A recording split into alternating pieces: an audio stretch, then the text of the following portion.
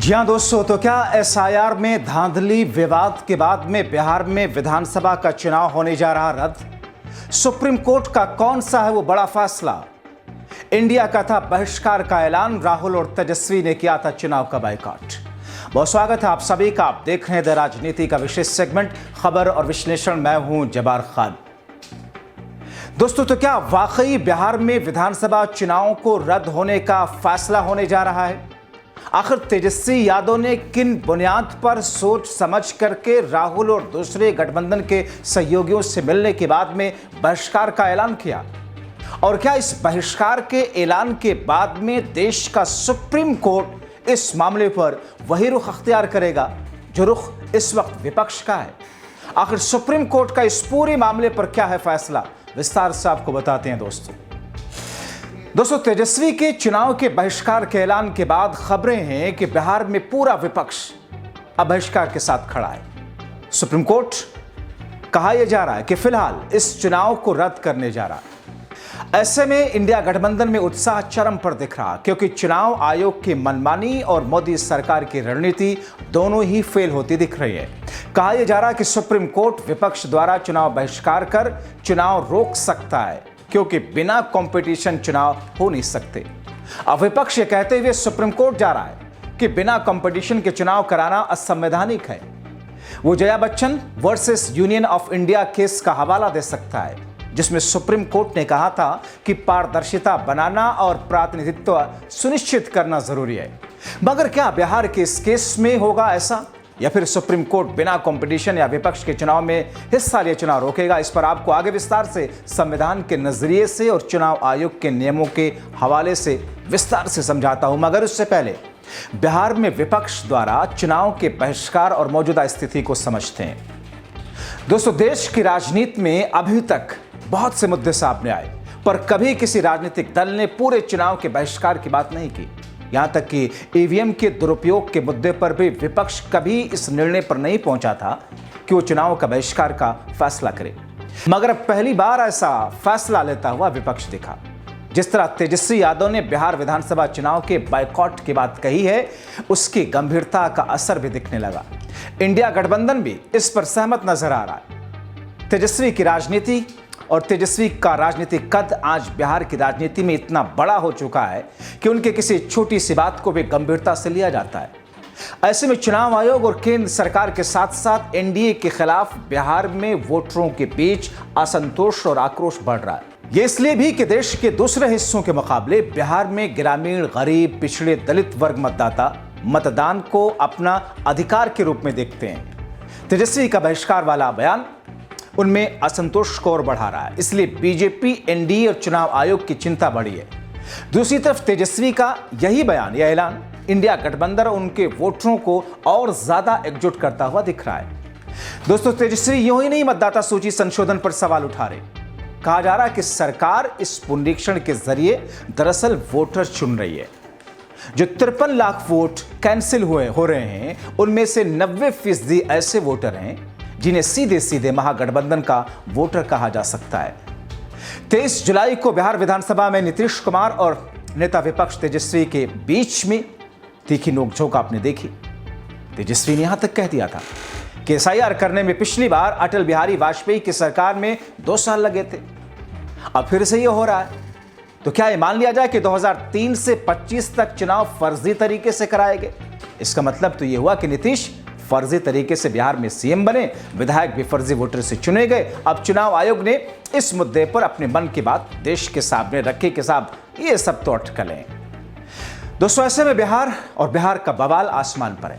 Tension इसलिए भी ज्यादा एनडीए को है क्योंकि चुनाव आयोग ने बता दिया है कि 56 लाख वोटर मिल ही नहीं रहे, यानी कि इनका नाम कटना तय है। तेजस्वी यादव और राहुल गांधी आरोप लगा रहे हैं कि वोटों की चोरी है। उस पर तेजस्वी का ऐलान कि अगर ऐसा ही है, यही स्थिति रही, तो चुनाव में हिस्सा लेने का मतलब क्या है? चुनाव का बायकॉट करने का ऐलान कर दिया। ऐसे में सबसे बड़ा सवाल कि अगर महागठबंधन में शामिल सभी दल चुनाव का बायकॉट करें तो क्या इलेक्शन नहीं होगा? कानून क्या कहता है? क्या पहले भारत के किसी राज्य में ऐसा हुआ है? सबसे पहली बात, अगर किसी राज्य में चुनाव होने हैं और सभी मुख्य विपक्षी पार्टियां चुनाव लड़ने से इनकार कर दें, तो ये स्थिति लोकतंत्र और संवैधानिक व्यवस्था के लिए एक जटिल चुनौती पैदा करती है। लेकिन क्या चुनाव नहीं होगा?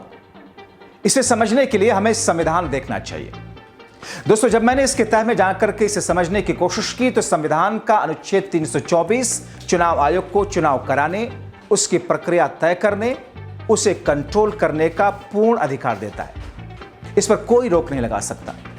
चुनाव आयोग ही तय करता है कि इलेक्शन निष्पक्ष हो, प्रतिस्पर्धी हो, यानी कि जो चाहे वो चुनाव लड़े और उसे बराबर का मौका मिले।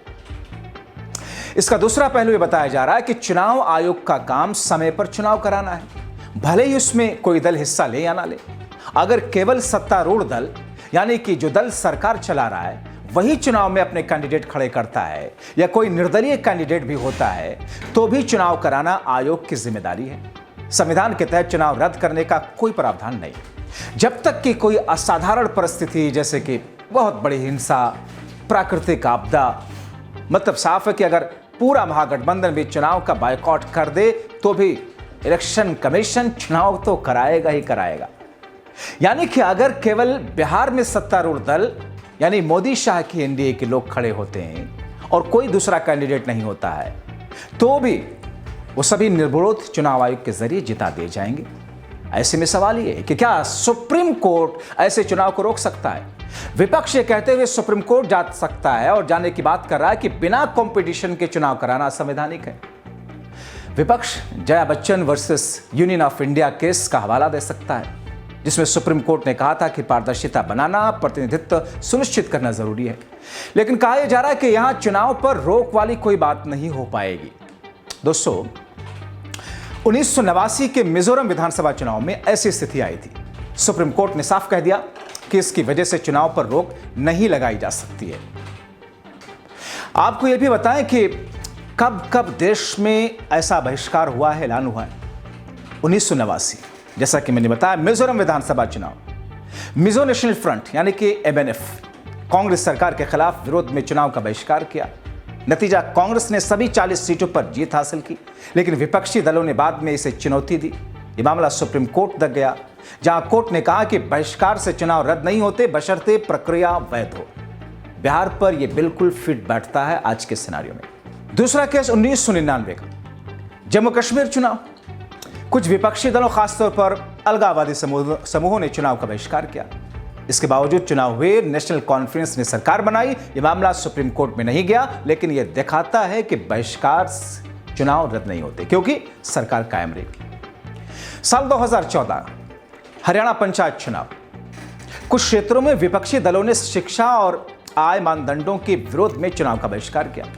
इसके बावजूद इलेक्शन कमीशन ने चुनाव करवाया, इसे वैध माना गया। हालांकि विरोध की वजह से वोटिंग परसेंटेज में भारी गिरावट रही, क्योंकि विपक्षी दलों को वोट करने वाले वोटर बाहर नहीं निकले। मगर सुप्रीम कोर्ट ने people union for civil liberty versus union of India साल 2013 इस मामले की सुनवाई के दौरान कहा था कि चुनाव में भागीदारी और प्रतिस्पर्धा लोकतंत्र का आधार है।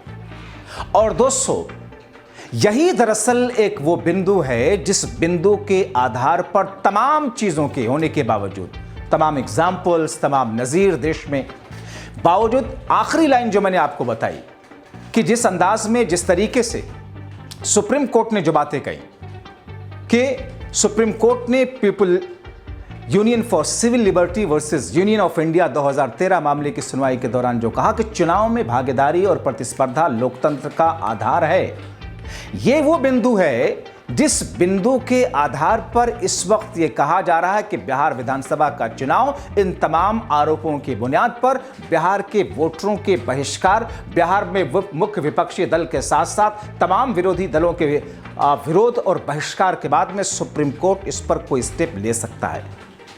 और इसकी उम्मीद क्यों विपक्ष को बढ़ रही है?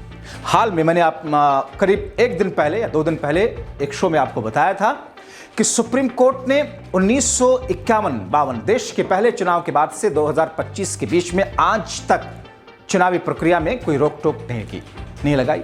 मगर 2025 में 2-3 दिन पहले सुप्रीम कोर्ट ने ऐसा किया और वो फैसला एक नजीर के तौर पर देखा जा रहा है कि सुप्रीम कोर्ट चाहे तो इस पूरे मामले में अपनी ही एक टिप्पणी पर, अपनी ही एक फैसले के आधार पर कि बिना कंपटीशन, बिना प्रतिस्पर्धा, जो उसकी बेसिक रूल है उसके बिना चुनाव नहीं हो सकता।